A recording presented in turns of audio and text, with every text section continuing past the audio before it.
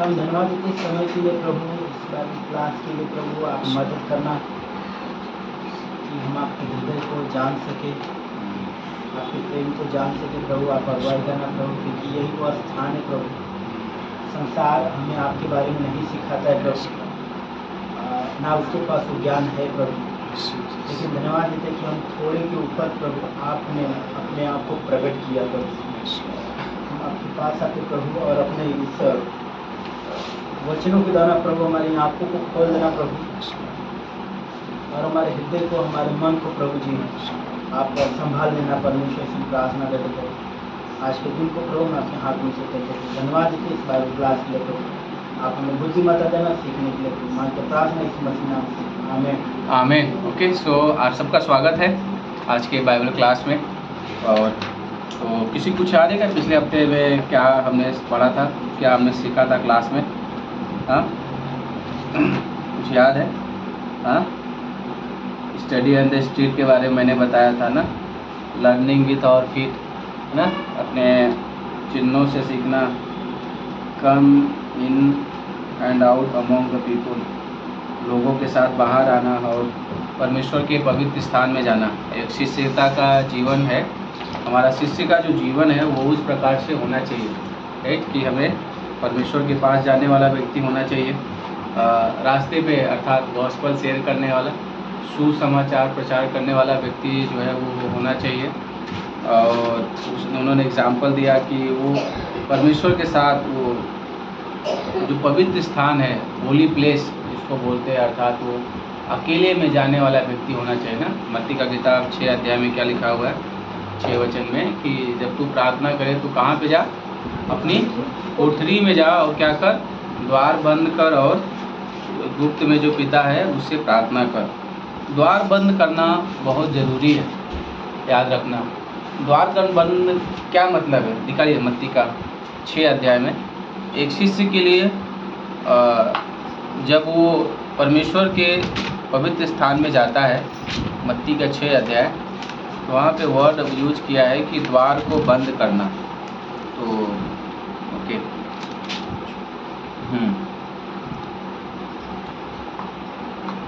वचन 6 में देखिए क्या लिखा है, मत्ती का 6:6 देखिए क्या लिखा है, पढ़िए। परंतु जब तू प्रार्थना करे तो अपनी कोठरी में जा और द्वार बंद करके अपने पिता से जो गुप्त में है प्रार्थना कर, तब तेरा पिता जो गुप्त में देखता है तुझे प्रतिफल देगा। ओके, तो यहाँ पे ये बोला गया है कि जब तू प्रार्थना करे तो कोठरी में जा, अर्थात एक ऐसे स्थान पे घर में जाना है, मतलब एक स्थान जहाँ पर मैं पिता के साथ व्यक्तिगत समय बिताता हूँ, बाइबल पढ़ता हूँ, प्रार्थना करता हूँ, मैं वहाँ पे करता हूँ। लेकिन उसका अगला स्टेप है कि मैं जब जाता हूँ तो मैं द्वार बंद करता हूँ। ये द्वार बंद करने का मतलब ही नहीं कि मैं अपने घर के दरवाजे बंद कर लेता हूँ। बहुत सारी चीज़ें हैं, आप घर में बैठने के बावजूद भी, आप शरीर में होने के बावजूद भी, आप आत्मा की अनुसार और प्राण में परमेश्वर से दूर रहोगे। तो जो यहाँ पे मत्ती में परमेश्वर बोल रहे हैं कि द्वार बंद करने का मकसद ये है कि उन चीज़ों को बंद करना या उन चीज़ों को न आने देना जो मेरे जीवन में परमेश्वर के साथ समय बिताने के लिए और परमेश्वर के साथ प्रार्थना करने के लिए रुकावटें लाती है। समझ रहे? तो उनको बंद करना है। ये दरवाजे की बात नहीं कर रहा है कि सिटकनी लगा लो, नहीं। बहुत सारी चीज़ें हैं जो प्रोजेक्शन हमारे मनों में आते हैं। मुझे नहीं पता आपके लाइफ में क्या प्रोजेक्शन है, लेकिन बहुत सारे प्रोजेक्शन जब आप प्रार्थना में जाओगे, आपके मनों में, आपके दिमागों में, आपके विचारों में वो चीज़ें आएगा और आपको वो प्रार्थना करने के लिए परमेश्वर के साथ उस होली प्लेस जो पवित्र स्थान है वहाँ पे जाने के लिए वो रुकावटें लाएगा। तो हमारी ये जिम्मेदारी, एक शिष्य की जिम्मेदारी है कि जब वो परमेश्वर के पवित्र स्थान में जाए तो ऐसे दरवाजे को बंद कर लेना बहुत ज़रूरी है। आपके मन में याद रखना, हमारा जो दिमाग है जो है इफिसियों किताब 6 अध्याय के अनुसार शैतान हमारा जो मन है वो शैतान के लिए मानो युद्ध का स्थान है। समझ रहे हो? जैसे हमारा जो मन है ना वो सबसे बड़ा युद्ध का क्या है, बेटू बोलते हैं ना माइंड, जो हमारा जो बैटल ऑफ प्लेस बोला जाता है, युद्ध का स्थान है हमारा आपका मन। तो शैतान अपने सारे तीर सारे विचार हमारे आपके मनों में बंद करता है। अब थोड़ा डीप में है लेकिन सुनिए इस बातों को। हमारे शरीर के 5 हिस्से हैं, प्राण के शरीर के 3 हिस्से हैं, प्राण के 5 हिस्से हैं। पहला हमारा पहला कृष्ण को 5:23 के अनुसार हम 3 चीज़ों से बनाए गए, शरीर, प्राण और आत्मा। शरीर वह है जिससे हम चलते हैं, घूमते टहलते हैं, एक्सरसाइज, खाना पीना खाते हैं। प्राण वो होता है जिससे हम विचार करते हैं, सोचते हैं, निर्णय लेते हैं, काम करते हैं। आत्मा वो होता है जिससे हम परमेश्वर से क्या करते हैं, बातें करते हैं। तो हमारे अंदर जो प्राण और जो के पीछे जो शरीर है और उसके बाद जो आत्मा है उसके बीच में आता है प्राण। तो ये प्राण के 5 हिस्से हैं, मन, इच्छा, भावना, विवेक और आत्मबोध। तो ये जो प्राण है, सबसे पहले ये प्राण जो लागू होता है ना, इसका पहला जो मेन इंजन है, वो जो मेन इंजन है वह है मन।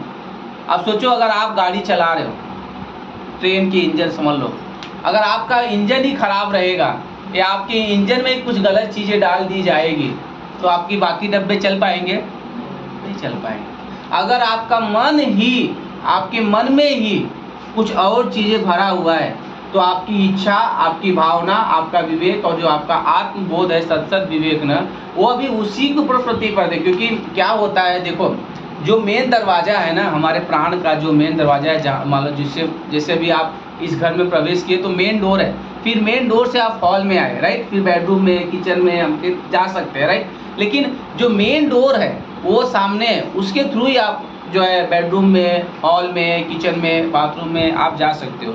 उसी प्रकार से जो हमारे जो 4 हिस्से हैं, लाइक इच्छा, भावना, विवेक और आत्मबोध, इसका जो मेन दरवाज़ा है मन का ना, वो है प्राण का ना, वो है हमारा आपका मन। तो मन वो दरवाज़ा है जिसके द्वारा सारी चीज़ें हमारे अंदर क्या होता है, प्रवेश करता है और वो बाकी सारी चीज़ों के अंदर हो जाता है। तो इसलिए हमें अपने उस दरवाजे को बंद करना, अर्थात जब यहाँ पर इस बात को करने की कोशिश करिए, जब यहाँ पर परमेश्वर यहाँ पे बोल रहे हैं कि तू द्वार बंद कर, मतलब अपने मन में, जो तुम्हारे मन में आने वाले जो विचार हैं, जो शैतान की ओर से, संसार की ओर से, पुराने पापी स्वभाव की ओर से आपके मनों में आ रहा है, आपको उस विचार को रोकना है, आपको उस मन को अपने रोकना है। आपने कहा सुबह मन बहुत चंचल होला, मन बहुत चंचल है, हमारा आपका मन बहुत चंचल है, कुछ भी देखेगा, कुछ भी सोचेगा, कुछ भी करेगा, लेकिन इस पर कंट्रोल करना हमारी आपकी जिम्मेदारी है। एक विश्वासी होने के नाते हमारी यह जिम्मेदारी है कि मैं अपने आप को क्या करूं, कंट्रोल करूं, मैं अपने आप को क्या करूं, नियंत्रण करूं, उस विचार को मैं अपने आप को न आने दूं। और याद रखना, सुनिए ध्यान से, मेरे पास अभी वो बोर्ड नहीं है, बट सुनिए ध्यान से। अभी एक हिस्सा है, पहला हिस्सा है अभी आपका प्राण है, ठीक है। प्राण के 5 हिस्से, मन, इच्छा, भावना, विवेक और आत्मबोध। तो जो मेन सब जो चीज़ें हैं ना, वो आपके प्राण जो है ना मन से ही जाएगा, मतलब जो चीज़ें आपके मन में इकट्ठा रहेगा। अभी फॉर एग्जांपल, उदाहरण के तौर पे, आपका घर है, किचन एरिया है, तो किचन एरिया में जो घर के अंदर जो रहेगा वही तो आप बनाओगे ना। अब आपके घर के अंदर जो रहेगा वही तो खाओगे ना। तो जो आपके मन में रहेगा वही चीज़ें, वो क्या बोलते हैं, इच्छा, भावना, विवेक और आत्मबोध के अंदर जाएगा। तो इसलिए मुझे यह ध्यान देना है, मेरा मन, सुनिए ध्यान से, मेरा मन उस स्टोर के समान है जहाँ पे सारी चीज़ें रखी जा रही है, इकट्ठा की जा रही है। स्टोर मतलब हमारा किचन, वहाँ जो गांव में बोलते भैया ना, बखार बोला ना, क्या बोलते हैं, बखार, या फिर गोडाउन बोलते हैं, जहाँ पे सारी चीज़ें इकट्ठा हो जाती है और ज़रूरत जब आती है तो वहाँ से क्या किया जाता है, निकाला जाता है। तो ये जो हमारा मन एक प्रकार से वो भंडार है, हमारा आपका जो मन है वो उस प्रकार से वो जो क्या बोलते हैं, वो क्या बोलते हैं, स्टोर रूम है एक प्रकार से, जहाँ पर सारी चीज़ें इकट्ठी की जा रही है, ठीक है। इकट्ठी हर चीज वहीं पे सब चीज आ रहा है। आत्मिक बातें, वचन सुनना, प्रार्थना, पास्टर का वचन, संसार के तीर, परमेश्वर के वचन, पवित्र आत्मा, हर चीज उसी मन में इकट्ठा हो रहा है। सब चीज वहीं में इकट्ठा हो रहा है। और याद रखना, जो इकट्ठा रहेगा वही चीजें वहां से होते हुए वो आपके क्या बोलते हैं, इच्छा, भावना, विवेक के अंदर जाएगा। इसलिए बोलते ना कि गांव में भैया अपने किचन को साफ सुथरा रखो, अपने स्टोर रूम में ध्यान देखो कि क्या चीजें हैं क्या चीजें नहीं है, कुछ गलत चीजें तो नहीं है। एक बार एक माँ ने, मैंने सुना था, अपने स्टोर रूम में जो है उसने गलत चीजें रख दिया था और उसके बच्चे को, उनको पता नहीं था, और वो गए, उन्होंने डब्बे को खोला और उस चीज़ों को खा लिया, जिसकी वजह से उस बच्चे को फूड पॉइजन हो गया, जिसके कारण वो बच्चा को वो लगभग 1 सप्ताह तक हॉस्पिटल में एडमिट रहा। कारण क्या था? उस स्टोर रूम में एक गलत चीज़ें क्या की गई थी, रखी गई थी। बातों को समझने की कोशिश करिए। मैं क्या कहना चाहता हूँ, हमारे प्राण में कुछ भी ऐसी चीजों को मत आने दो जिसके वजह से, जो कि हमारे आत्मिक जीवन में, हमारे आत्मिक रिश्ते में, वो जो दरवाजा अगर आप बंद नहीं करोगे, अपने प्राण के जो मन है उसे, उस पर नियंत्रण नहीं रखोगे, कंट्रोल नहीं रखोगे, तो वो सारी चीजें मानो आपके अंदर प्रवेश करेगा, आपके हृदय में प्रवेश करेगा, आपके जीवन में प्रवेश करेगा, और वही चीजें आपकी इच्छा, भावना, विवेक और आत्मबोध क्या करेगा, रिफ्लेक्ट करके क्या करेगा, वह बाहर निकालेगा। समझ रहे मैं क्या कहना चाहता हूँ? जो बोलते ना कि जो अंदर रहेगा वही बाहर आएगा। स्टोर रूम में जो रहेगा वही तो निकाल के बाहर आओगे ना। ये आपका मन स्टोर रूम है। तो कोशिश करो अपने मन को नियंत्रण रखो। आपके मन में बहुत सारी चीजें, इसलिए ग्रेटर गेट सिद्धांत क्या सिखाता है, एक पास्टर या प्रभु का दास कभी भी एक औरत के साथ अकेले में बात नहीं कर सकता, या अगर वो चर्च के भी बात कर रहा है एक औरत या लड़की के साथ ना, तो ज़्यादा समय उसके साथ बात नहीं करना चाहिए, क्योंकि लोगों की नज़र होती है उसके ऊपर, अरे उसी के साथ ज़्यादा बात कर रहा है, कुछ तो है, बाकी लोगों से नहीं मिल रहा है। समझ रहे मैं क्या कहना हूँ? बहुत समय उसी के साथ ज़्यादा, और आपका जो आपका इंटेंशन सही है, आपका विचार सही है, लेकिन आपके द्वारा एक किसी व्यक्ति के मन में एक गलत विचार, वो डब्बा जा रहा है, समझ रहे, एक गलत डब्बा जा रहा है, और वो डब्बा, वो विचार उस व्यक्ति के जीवन में मानो गलत प्रभाव उसके मन में डालेगा, उसकी इच्छा में, उसकी भावना में, उसके विवेक में डालेगा, और आपके जीवन का जो छवि है, जो आत्मिक छवि जो परमेश्वर ने आपको रखा है, वहाँ पर कलीसिया में सेवक के रूप में, विश्वासी के रूप में, पत्नी के रूप में, पति के रूप में, दास के रूप में ना, वो आपकी छवि को क्या करेगा, वो खराब। क्योंकि याद रखना, सिर्फ आपके जीवन को सिर्फ विश्वासी लोग ही नहीं नोटिस करते, अविश्वासी, शैतान, संसार और संसार के लोग भी आपके जीवन को नोटिस करते हैं। इसलिए अपने जीवन को, अपने जांचो अपने आप को। बाइबल क्या बोलती है कि ध्यान से देखो कि तुम कैसी चाल चलते हो, निर्बुद्धियों के समान नहीं परंतु बुद्धिमानों की नहीं चलो। बहुत, मैं इस बार मैं पास्टर से मैं बात कर रहा था, तो उन्होंने बहुत अच्छा बोला कि इन दिनों में क्या करना है, कबूतर की नहीं शांत और सरप सांप की नहीं क्या करना है, चतुर होना है। ऐसे समय चल रही तो हमें बहुत ज़्यादा सतर्क रहना है, क्योंकि छोटे से विचार भी आपके जीवन की गवाही को क्या करेगा। इसलिए सावधान रहो। चर्च में किसी के साथ आप ज़्यादा तो ऐसा इंटरेक्ट नहीं हो रहे हो जिसके द्वारा एक अलग इम्पैक्ट कर रहा है किसी और के जीवन में।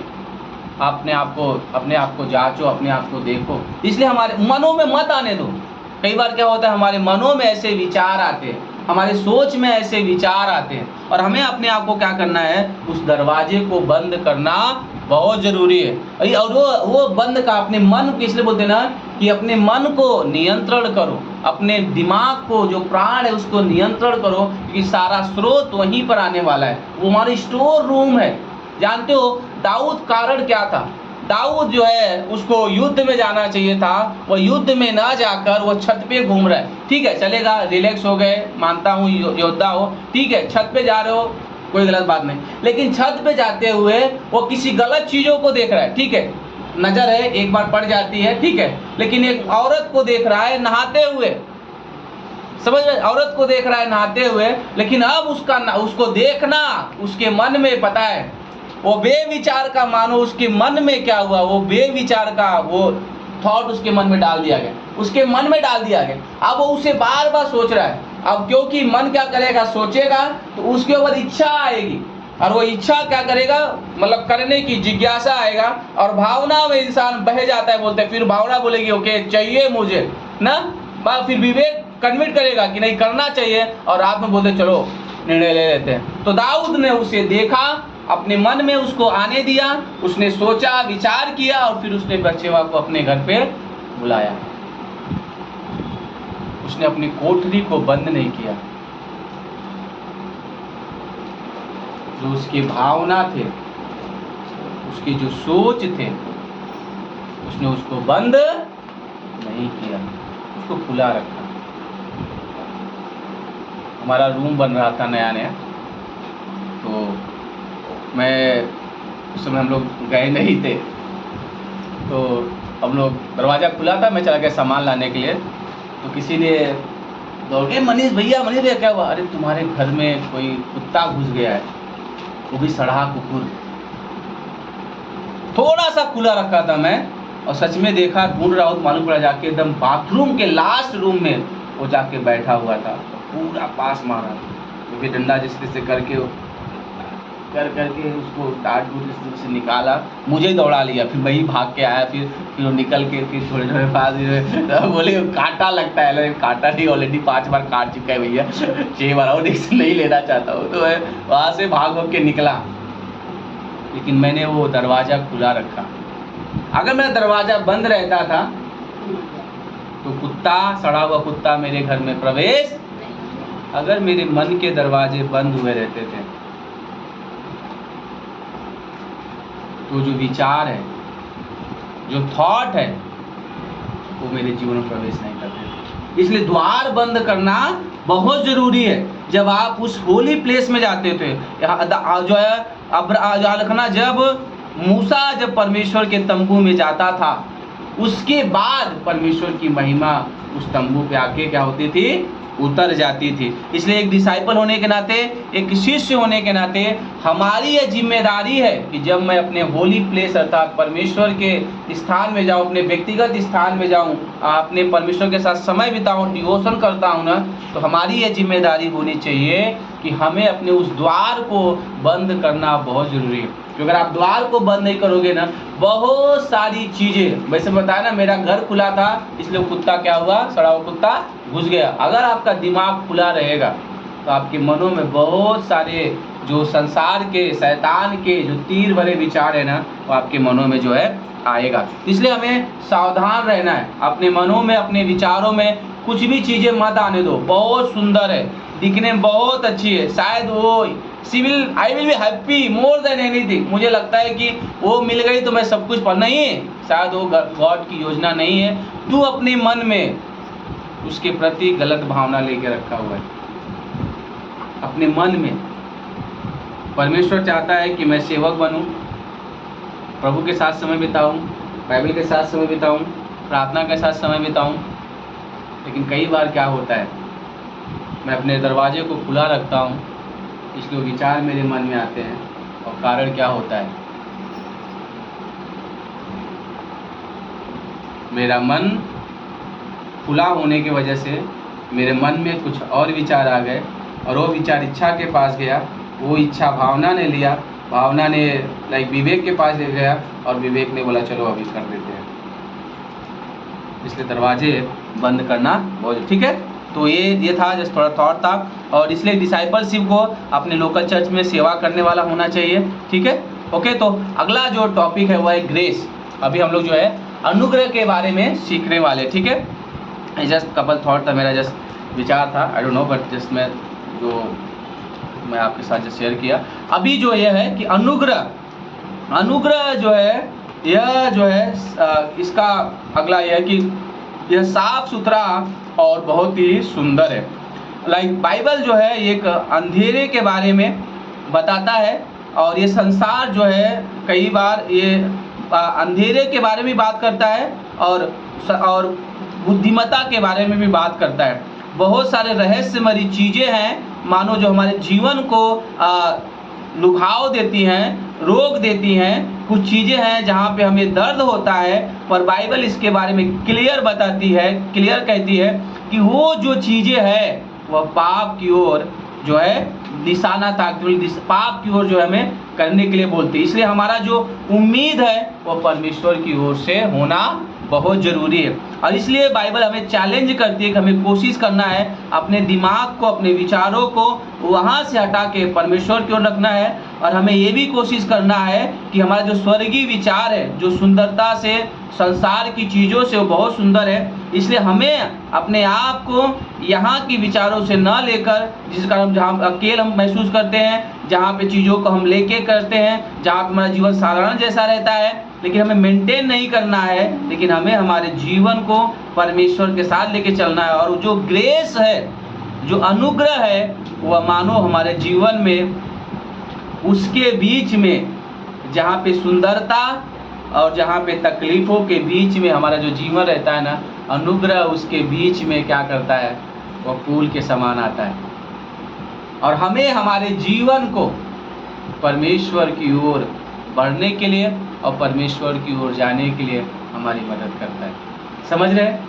यह अनुग्रह, परमेश्वर का अनुग्रह उस प्रकार। इसलिए हम जानते हैं कि हमें संसार के, पृथ्वी के मिट्टी से हमें बनाया गया है, जिसमें परमेश्वर ने अपनी सांस फूका, जिसके द्वारा हम जो जीवन बन गए, हमारा जो प्राण बन गए, हम लोग जीवित सोल हो गए। लेकिन परमेश्वर ने हमें और आपका जो आकार दिया है इस संसार में, तो इसके पीछे परमेश्वर ने यह चाहता है कि हम उसके जैसे बने, उसके विचारों में बने। इसलिए परमेश्वर ने अपनी श्वास को हमारे अंदर डाल दिया है ताकि हम उसकी ओर और उसके स्वर्ग के विचारों को जो है खींचे जाएं। लेकिन हम उस संसार की चीज़ों की ओर न चले जाएं जो कि हमें और आपको संसार की चीज़ों से संतुष्ट करना चाहता है, न कि स्वर्गीय चीज़ों से संतुष्ट करना चाहता है। समझ रहे कि संसार क्या करेगा?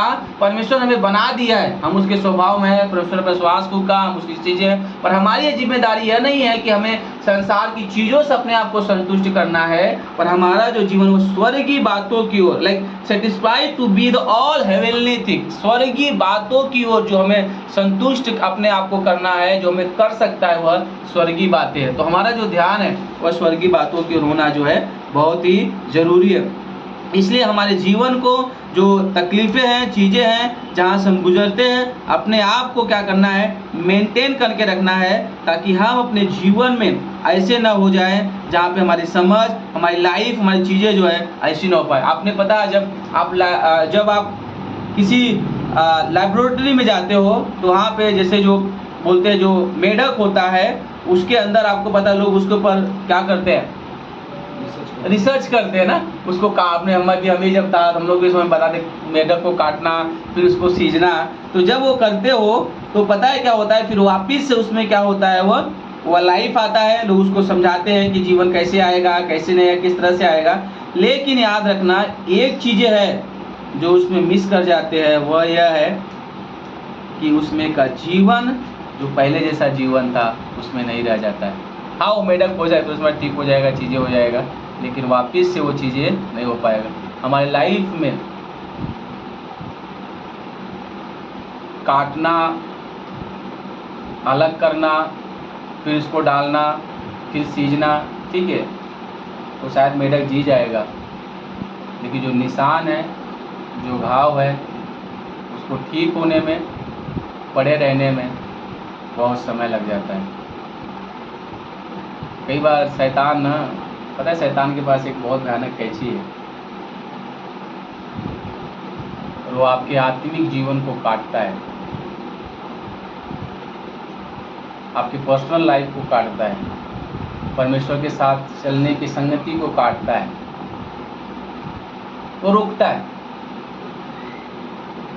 और कई बार हम जब समझते हैं हम रिस्टोर हो जाते हैं, पर याद रखना जो दर्द है एक प्रकार टूटने की बात है, उसको रिस्टोर होने में ना बहुत समय लगता है, बहुत। याद रखना इंसान गलती तुरंत कर लेता है, लेकिन जो गलती का रिस्टोरेशन है, अर्थात उसको वापिस से उस स्थान में आने में ना उसको समय बहुत लग जाता है।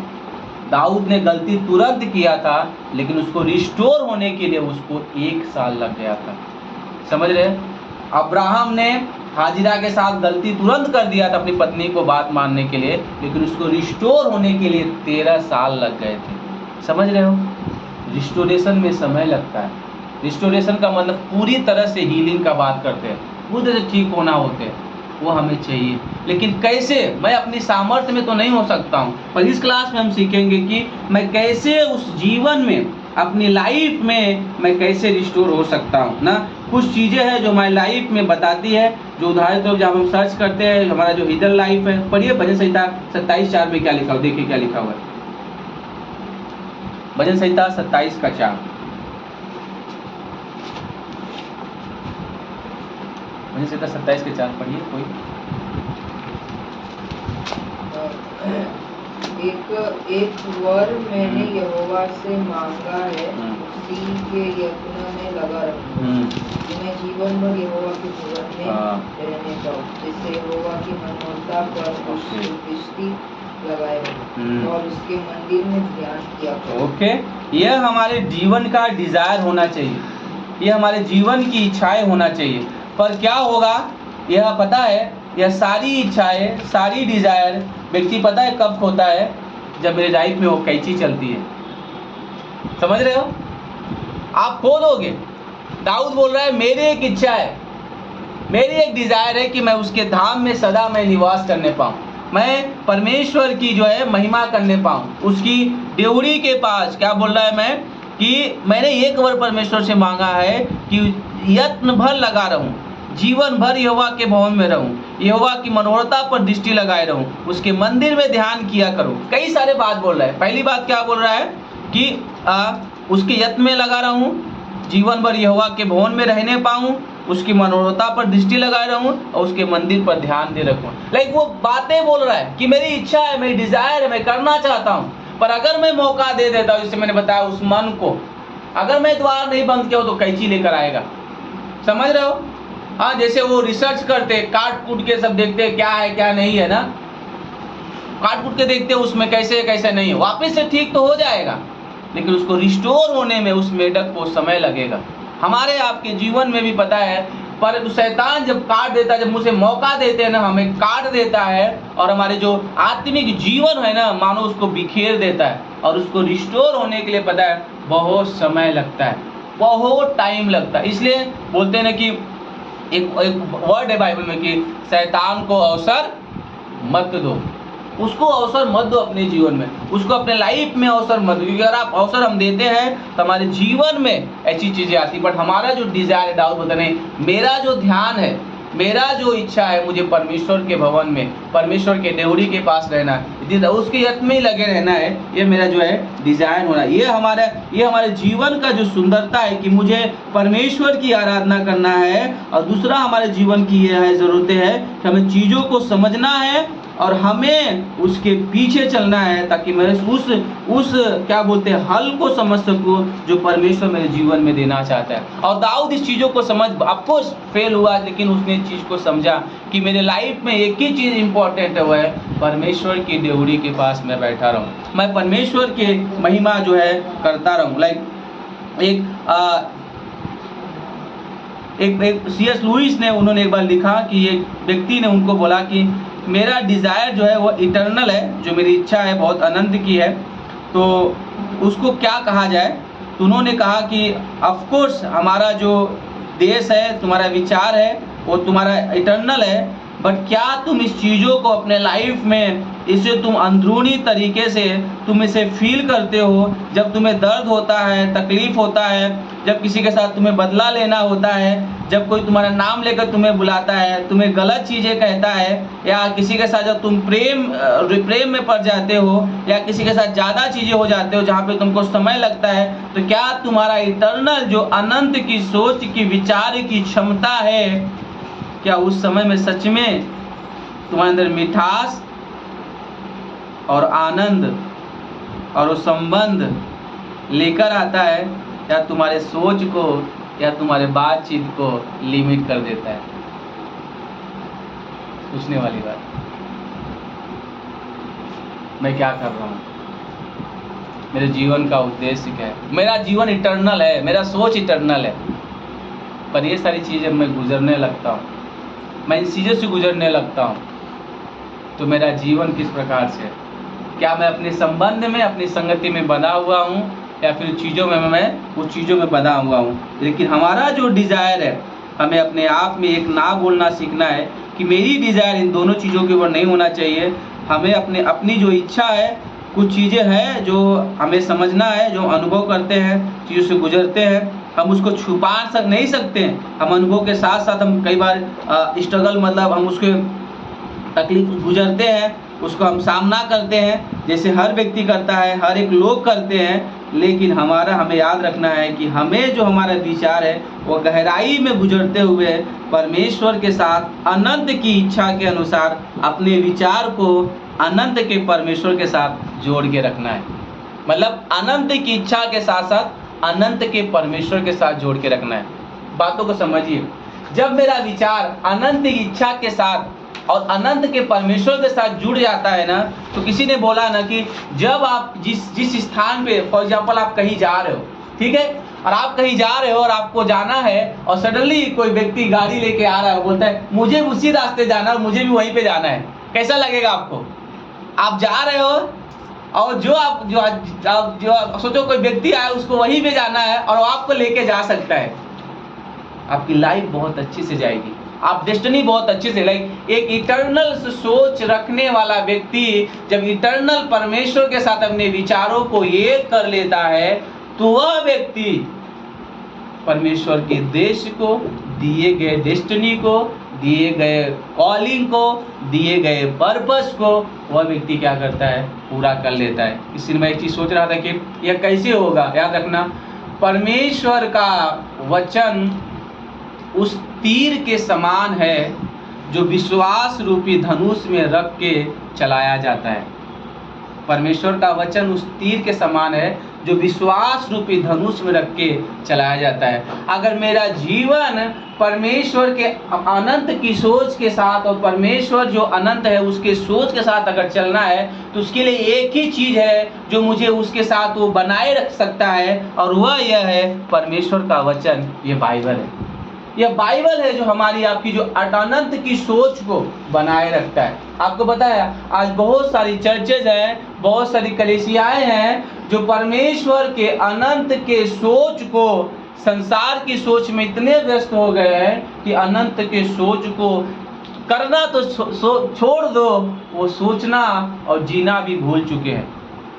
कि परमेश्वर, हमारा जीवन सिर्फ ये 70 साल 80 साल का जीवन नहीं है। मेरा परिवार, मेरी पत्नी, मेरा बच्चा सिर्फ मेरा नहीं है, मेरा घर, मेरा गाड़ी सिर्फ नहीं है, सिर्फ ये उद्देश्य मेरा नहीं है। ये सिर्फ 70 साल 80 साल तक का मेरा उद्देश्य है, या मैं जब तक मेरा आखिरी साल तब तक मेरा उद्देश्य रहेगा। व्हाट अबाउट इटर्नल, जो अनंत के लिए मुझे बुलाया गया है, अनंत के परमेश्वर ने बुलाया गया है, जो 80 साल 90 साल के बाद जो जीवन जीने वाला हूँ स्वर्ग में, उसके बारे में क्या?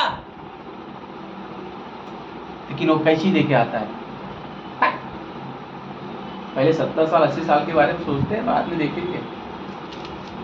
आपके अनंत के विचारों को, अनंत के परमेश्वर जो सोच को सोचता है, वो सोच के विचारों को अपने थॉट लेकर आएगा और मानो काटेगा, अर्थात आपको अलग कर देगा। लेकिन हमें जो आगे सीखने वाले हैं अपने लाइफ में, ऑफ कोर्स हम ऐसे स्थान पर आ जाते हैं जहाँ हम फेल हो जाते हैं, जहाँ पे अनंत के सोच को सोचना बंद कर देते हैं, जहाँ पे परमेश्वर के कार्य को जानना, उसमें जीना बंद कर देते हैं। लेकिन एक चीज़ है जो उस व्यक्ति के जीवन में मदद करता है, और वो है परमेश्वर का ग्रेस। मैं आज पढ़ रहा था, मैं इस क्लास को भी और कुछ मैसेज सुन रहा था क्लास के रिलेटेड। तो परमेश्वर का अनुग्रह, जो ग्रेस हम लोग ये सीखने वाले हैं, इतना महान है, इतना बड़ा है कि आपका पाप चाहे आप 80 साल तक क्यों ना कर लो, वो अनंत में एक सरसों का दाना भी नहीं है। बात को समझने की कोशिश करिए।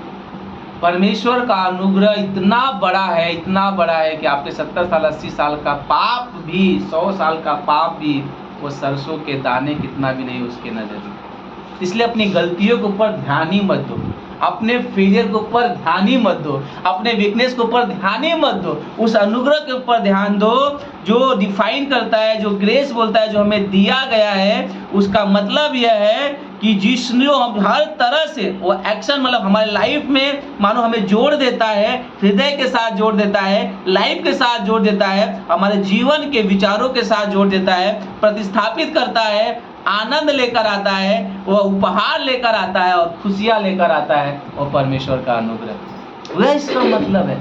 इसलिए मैं उसको रिसीव करता हूँ। गॉड ऑफ ग्रेस, जो अनुग्रह इतना अगम्य है, जिसने बोला कि वो खुद ग्रेस है। अभी क्लास में सीखेंगे हम लोग कि he is a grace, not just, हम अनुग्रह के बारे में बात नहीं कर रहे, बट गॉड इज ग्रेस। परमेश्वर स्वयं अनुग्रह है। और याद रखने की परमेश्वर अनंत है। अभी मैं किसी के साथ बात कर रहा था कि ऐसा 55 में वो बोल रहे हैं 8 और 9 में कि तुम्हारे विचार मेरे विचार एक जैसे नहीं है, तुम्हारे सोच मेरे सोच जैसे नहीं है। इसलिए उस सोच को तुम बंद कर दो, उस पाप को सोचना बंद कर दो, उस गलती को सोचना बंद कर दो, उस गिरने के बारे में सोचना बंद कर दो, उस फेलियर के बारे में सोचना बंद कर दो, क्योंकि अनुग्रह वो अनंत का है। और तुम्हारे जो 70 साल 80 साल का जो पाप है वो राई के दाने कितना भी नहीं है। तो मैं आपको सिंपल उदाहरण देता हूँ। सोचिए एक व्यक्ति है, एक बकेट कचरा लिया, एक बकेट, छोटा सा बकेट मैं बनाए और कचरा लिया हुआ है, और वो क्या बोल रहा है, सुनिए, फनी है बट अच्छा है मेडिटेशन। मैं समुद्र को गंदा कर दूंगा। एक बकेट कचरा लेके वो जाके क्या बोल रहा है, वो जो समुद्र है उसको क्या करूंगा, गंदा कर दूंगा। या अगर मैं ये बकेट लेके अगर मैं वो समुद्र में गया ना, तो समुद्र क्या हो जाएगा, गंदा हो जाएगा। हो जाएगा गंदा? कभी गंदा नहीं होगा। सोच भी नहीं सकते तुम्हारा जीवन जो 70 साल 80 साल का है ना, वो परमेश्वर का जो समुद्र अनुग्रह भरा है ना, वो तुम वो एक बकेट 80 साल का बकेट लेके जा रहा, मुझे लगता है वो गंदा हो जाएगा। He will not, वो नहीं होगा। आपका पाप, आपकी चीजें, परमेश्वर का अनुग्रह उस प्रकार से है जो कि प्रेम से भरा हुआ है, जो अनुग्रह से भरा हुआ है, वह ग्रेस से भरा हुआ है, जिसका काइंड है वो आपके जीवन में हमेशा आपका ही फेवर, आपको जो है आनंद और आपको ही प्रसन्न के बारे में सोचता है। अनुग्रह मतलब परमेश्वर हमेशा आपके आनंद के बारे में, आपकी प्रसन्नता के बारे में और आपके फेवर अर्थात आपके पक्ष के बारे में ही हमेशा वो सोचता है। That's called grace.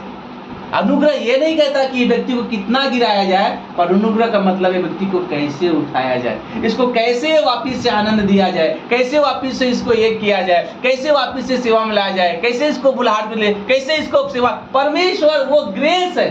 ग्रेस याद रखना, ग्रेस हमें याद रखना मौक नहीं करता, पर ग्रेस हमें मौका देता है।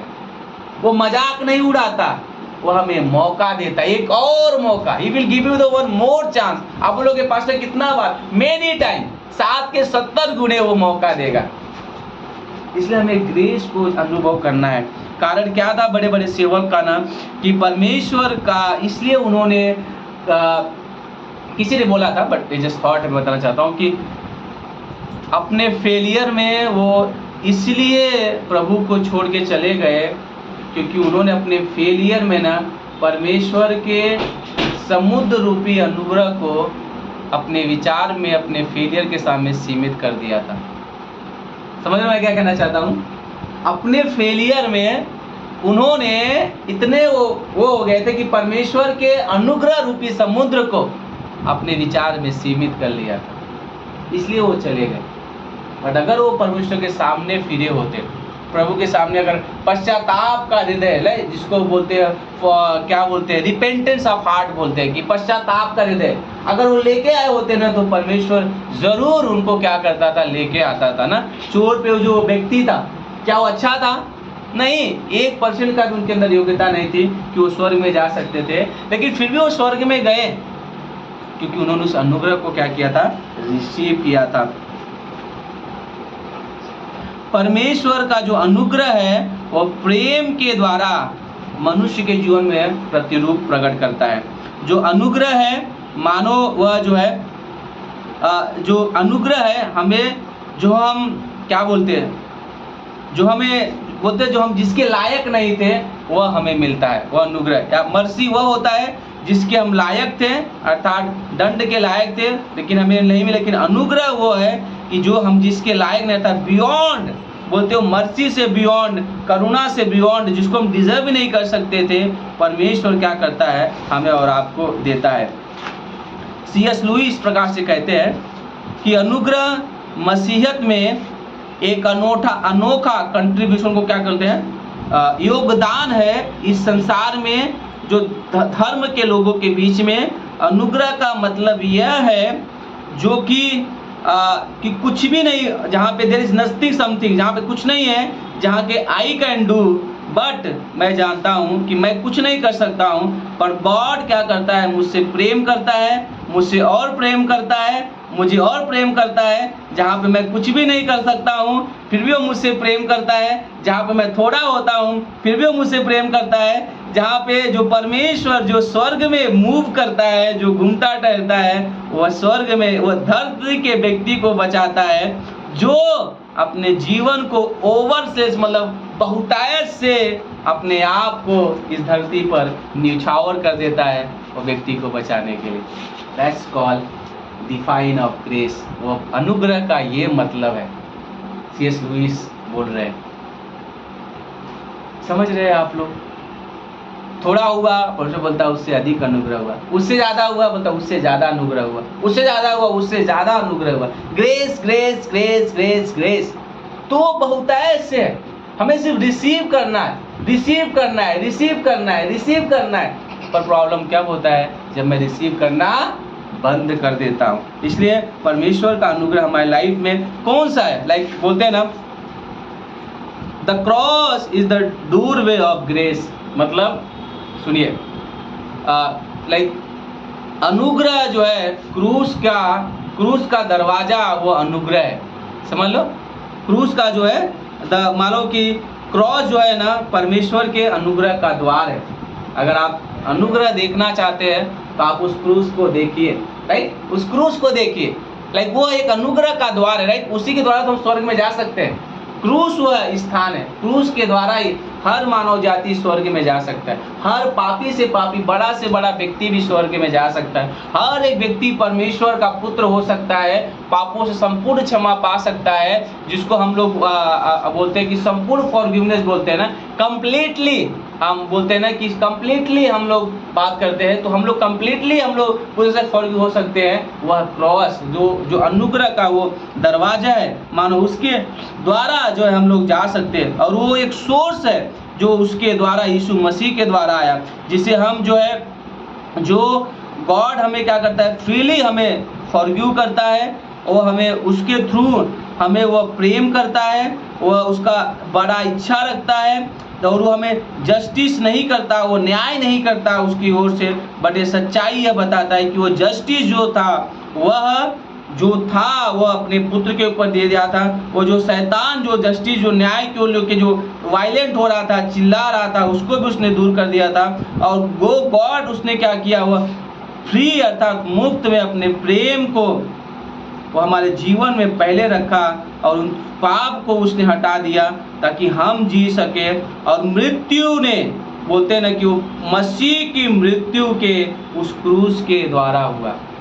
समझ रहे? पढ़िए रोमियो का 5:10 देखिए क्या लिखा है।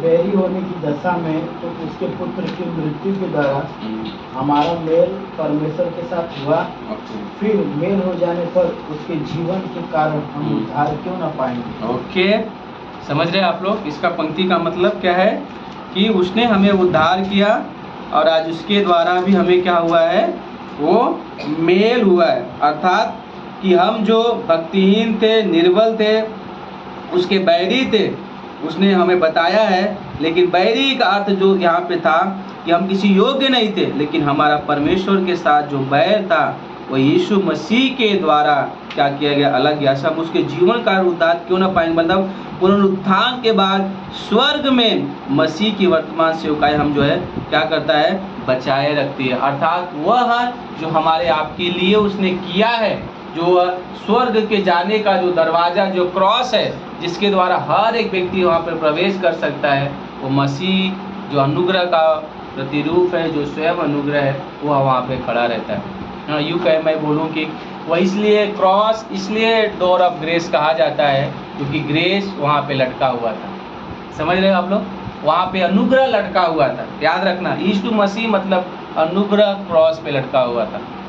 इसलिए कई बार लोग हम यीशु मसीह को देखते हैं, उसके तड़पते हुए शरीर को देखते हैं, पर उसके पीछे जो उसका प्रेम है ना, जो उसका अनुग्रह है, याद रखना, वो प्रेम वहाँ पे लटका हुआ था। पहला यूहन्ना 4:8 के अनुसार ना, यूहन्ना 1 और उसके 14 के अनुसार ग्रेस वहाँ पे लटका हुआ था। समझ रहे हो, वो यीशु मसीह लटका हुआ है, बट इन दूसरा सेंस है वो प्रेम वहाँ पे लटका हुआ है, वो ग्रेस वहाँ पे लटका हुआ है हर एक मानव जाति के, हर एक व्यक्ति के लिए, कि जो वहाँ पर वो आ सकता है। इसलिए हमें इस बातों को समझना बहुत ज़रूरी है कि इसलिए वो हमारे लिए मानो door of grace is the cross for Christ, मतलब जो यीशु मसीह का जो क्रूस है वो हमारे लिए मानो अनुग्रह का दरवाज़ा है। वो जो हमारे लिए वो मृत्यु सहा, लेकिन उसके द्वारा जो पाप जो है उसे रिमूव, अर्थात वहाँ से हटा दिया गया। नाउ लिखा है, now which now allow him to freely love us. अब हमें मानो मौका मिल गया है। अब समझिए, अभी एक थोड़ी समय के लिए बात सोचिए,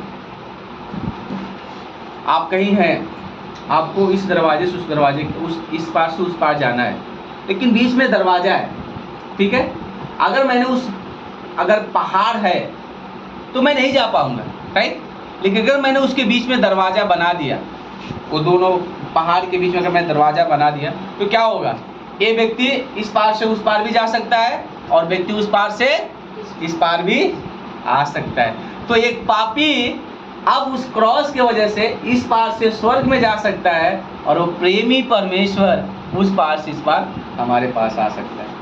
तो प्रेम उस पास बोलते, जब वो दरवाजा, जब अनुग्रह का जो क्रॉस, जो अनुग्रह का दरवाजा जो यीशु जब खुला ना, तो वहाँ से जो आया ना, वो प्रेम आया, न्याय नहीं आया। याद रखना, क्रॉस न्याय जो था उसके बारे में बताता है, मनुष्य का न्याय उसके ऊपर बताता है, लेकिन परमेश्वर का प्रेम मनुष्य के प्रति उसके बारे में बताता है।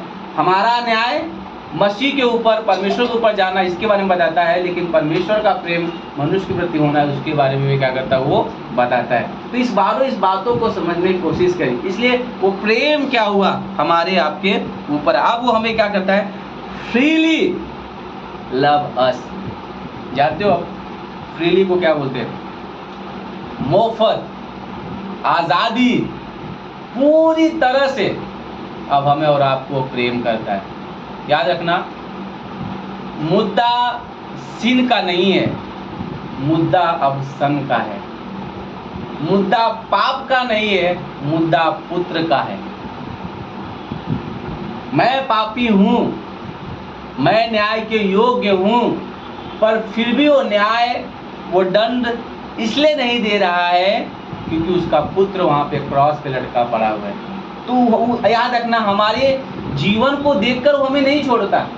अरे वाह मनीष तो बहुत अच्छा है, ए हाउ इज गुड, यार कितना अच्छा है। नहीं, 1% की योग्यता नहीं है, बट इसलिए वो हमें अच्छाई देख रहा है, इसलिए फॉरगिवनेस देख रहा है, इसलिए वो प्रेम दिखा रहा है, क्योंकि वह पुत्र को देख रहा है। याद रखना कि मानो आपने कभी वो देखा है, वो पहले वो आता था, पता है, दूरबीन देखते, दूरबीन वो ना, जिसमें से आप चीज़ों को देखते थे ना, ठीक है, देखते थे तो आपको वहाँ से दिखाई देता है। मतलब पता है कि यीशु मसीह, परमेश्वर मनुष्य को देखने के लिए, पता है, यीशु मसीह जो हमारा दूरबीन है उसको इस्तेमाल करता है, मतलब चीज़ों को क्लियर दिखने के लिए, लेकिन वो पवित्र दिखने के लिए।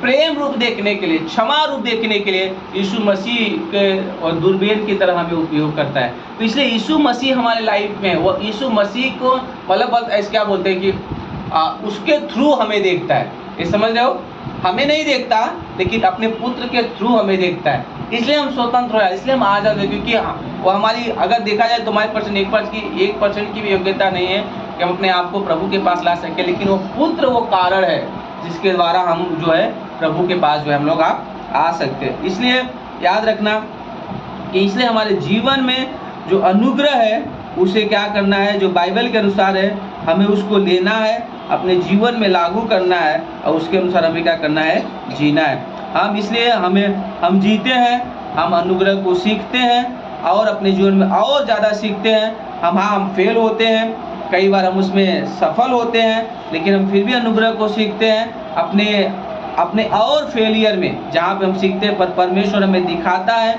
हमें बताता है हमारे जो शरीर में जो निवास करता है, जहाँ पे अच्छाई भी है कई बार बुराई भी है, जहाँ पे फेल होते हैं लेकिन हमें ताकत देता है, हमें नज़दीक ले लाता है और हमें मसीह के ऊपर और उसके जीवन को भरोसा करने के लिए हमें सिखाता है, जहाँ पे अब यीशु मसीह हमारे अंदर है और वो महिमा की आशा बन जाता है। समझ लो, Christ in us is hope of glory. Yeshu Masih हमारे अंदर है जो महिमा का क्या है, आशा है। अब वो हमारे अंदर आ जाता है। इसलिए हम इसे सीखते हैं, गिरते हैं, उठते हैं, पर इसलिए ताकि हम उस देख सके कि वो यीशु मसीह मेरे अंदर है। हाँ, यीशु मसीह मेरे अंदर है जो मेरे अंदर काम करता है। एक व्यक्ति था और वो बहुत ही ताकतवर व्यक्ति था, बहुत स्ट्रांग व्यक्ति था, बहुत ताकतवर व्यक्ति था, लेकिन उसको इस बात का पता नहीं था कि जो उसके पास ताकत है, उसके पास चीज़ें हैं, उसको नहीं पता था। तो एक दिन क्या हुआ, उसके पिता ने उसको अपने पास बुलाया। बोलते हैं कि देखो, तुम्हारे अंदर जब तुम जन्म में हुए थे तभी से तुम्हारे अंदर कुछ नेचुरल गिफ्ट दिया गया है, जो कि तुम बहुत ताकतवर और बहुत चीज़ें हुआ। तो बोलता है तो मुझे तो पता ही नहीं था, मुझे मालूम ही नहीं था कि इतना ताकत। बोलते नहीं, मुझे पता है, लेकिन तुम अपने उस ताकत को जानने की कोशिश करो। जब तक तुम उसे जानोगे नहीं, समझोगे नहीं, तब तक उसे जी तुम नहीं पाओगे। कहने का मतलब ये है, यीशु मसीह हमारे अंदर है, लेकिन जब तक हम जानेंगे नहीं, समझेंगे नहीं, तब तक हम यह नहीं समझ पाएंगे कि वो कितना बड़ा महिमा का आशा है जो हमारे अंदर है। कई बार आज भी हम पता है बहुत सारे मसीह के बिगड़ जीवन जी रहे हैं। समझ रहे मैं क्या कहना चाहता हूँ? बहुत सारे मसीह के बगैर जीवन, उनको पता ही नहीं है कि जो महिमा का आशा है वो मेरे अंदर क्या है, निवास करता है। वो मेरे अंदर है, वो मेरे अंदर निवास करता है। लेकिन आज व्यक्ति क्या, हम भूल गए उस चीज़ों को लेकर। लेकिन जब हम कई बार हम फेल होते हैं, कई बार गिरते हैं, कई बार टूट जाते हैं, लेकिन परमेश्वर क्या करता है, वो अनुग्रह हमें हमारे जो अंदर मदद करता है। जो अनुग्रह का दाता था यीशु मसीह है, वो अपने आप से हमारे पास आता है, हमारी सहायता करता है, और वो जो अनुग्रह का तोहफा जो उसका पुत्र है वो हमारे आपके जीवन में दे देता है। लेकिन सवाल यह है उस व्यक्ति की तरफ जो ताकतवर है और उसको पता भी नहीं है। आपको पता है हम ताकतवर है और हमें पता नहीं है। अगर हमें जिस दिन पता चल जाएगा उस दिन हम सब कुछ जीना शुरू कर देंगे। और शैतान यही चाहता है कि आप उस सामर्थ्य को, उस जीवन को कभी न समझो जो जीवन आपके अंदर यीशु मसीह ने आपके अंदर डाला है। राइट, वो बोलते ना कि दूसरा कुरिन्थियों किताब उसका 4 अध्याय में लिखा हुआ है कि मिट्टी के निकालिए उसके अंदर, दूसरा कुरिन्थियों 4 अध्याय।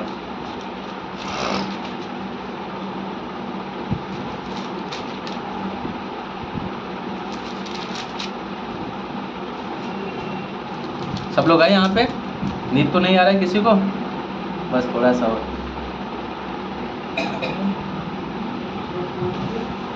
4 अध्याय।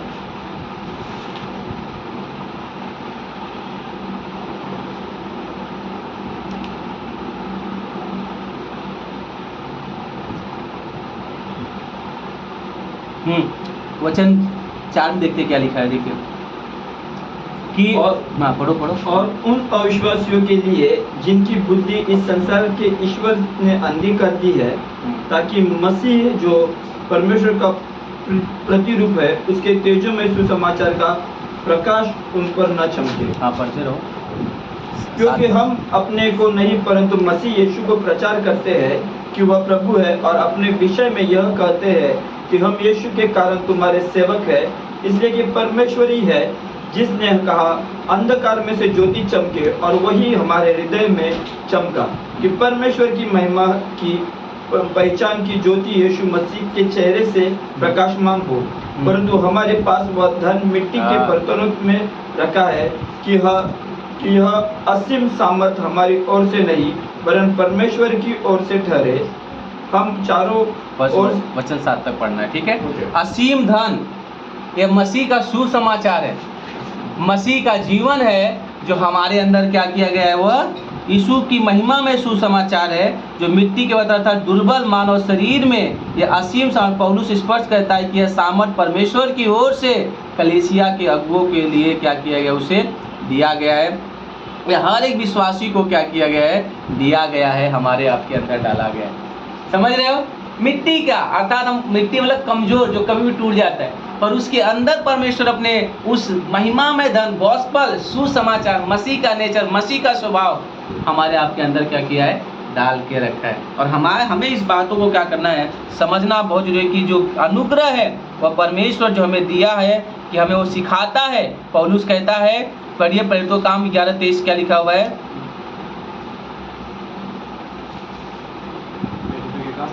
11:23 वो बोलता है कि वो अनुग्रह परमेश्वर के अनुग्रह को वो वहाँ पहुँचकर और परमेश्वर के अनुग्रह को देखकर आनंदित हुआ और सबको उपदेश दिया कि तन मन लगाकर प्रभु से लगते रहो। ओके, यहाँ पे क्या लिखा है, परमेश्वर के अनुग्रह को देखा।